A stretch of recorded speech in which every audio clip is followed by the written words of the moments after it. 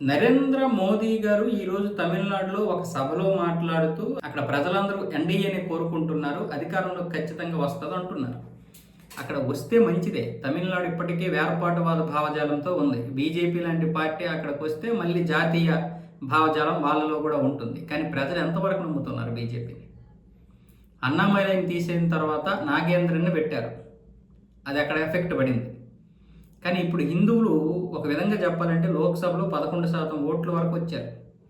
కానీ ఇప్పుడు అధికారం కట్టబెట్టేంత ఉన్నారా లేరా? అన్నా డిఎంకేతో పొత్తు పెట్టుకుంటే ఇప్పుడు అన్నా డిఎంకే ఎంతమంది ఓట్లు ఉన్నారని తెలియదు. అది కాకుండా ఇప్పుడు టీవీకే వచ్చింది. టీవీకే ఇప్పుడు పొత్తు పెట్టుకోవడానికి ఇష్టపడడం లేదు, సపరేట్గా పోటీ చేస్తానంటుంది. ఇప్పుడు ముఖ్యంగా నార్త్ ఇండియన్స్ని ఎవరు నమ్మడం లేదు తమిళనాడులో. కాంగ్రెస్ మొదటి నుంచి ఉండడం వల్ల ఆ కొద్ది గొప్ప కేడర్ ఉంది, అది డిఎంకేతోటో ఎన్ఆర్డిఎంకేతోటో పరిస్థితులకు అనుగుణంగా వాళ్ళు పొత్తులు పెట్టుకుంటారు. బీజేపీ లాంటి పార్టీ ఇప్పుడు అక్కడికి రావడం చాలా పెద్ద సవాల్. కాకపోతే లోక్సభలో 11% ఓట్లు వచ్చాయన్నందుకు మనం ఒక ఉత్సాహవంతమైనటువంటి విధంగా ఉండొచ్చు. బీజేపీకి తెలుసు ఈ సంవత్సరం ఈసారి అధికారంలోకి రాకపోవచ్చు, కానీ ఖచ్చితంగా మరో 10 సంవత్సరాల్లో అక్కడికి అధికారంలోకి వచ్చే అవకాశాలు అయితే ఉంటాయి. ఆ యొక్క ప్రయత్నం ఫలించాలంటే ఇప్పటి నుంచే ఈ విధంగా ప్రయత్నాలు చేయాలి. బీజేపీ ఏంటి అనేది ఈరోజు దేశం మొత్తం చూస్తుంది. దేశంలో అన్ని రకాలుగా కూడా మనం అన్నీ చూస్తున్నాం. ఈరోజు ప్రపంచం మిడిల్ ఈస్ట్తో తగలబడిపోతుంటే ఈ దేశంలో ఇంకా స్వేచ్ఛగా మనం బ్రతుకుతున్నాం.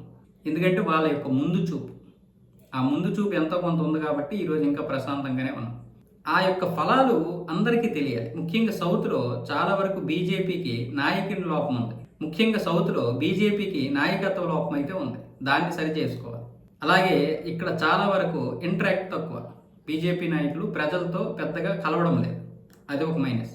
అలాగే ఇక్కడ సౌత్లో ప్రాంతీయ పార్టీల బలం ఎక్కువ. ఆ బలం ఉండకూడదంటే ఇక్కడ బీజేపీ ఏంటి అనేది అందరికీ తెలియాలి. మనలాంటి వాళ్ళు ఎంత పోరాడినా ఈ గ్రౌండ్ లెవెల్లో వర్క్ చేయకపోతే ఏం చేయలేం. బీజేపీ ఇక్కడ ఉన్నటువంటి నాయకత్వాన్ని ఆ విధంగా తీర్చిదిద్దాలి. అది లేనప్పుడు ఇలా సభలు పెట్టేసి మాట్లాడేసి వెళ్ళిపోతే ఎవరు కూడా ఓట్ల రూపంలో వాళ్ళు మారరు. ఇక అది బీజేపీ చేతిలోనే ఉంది.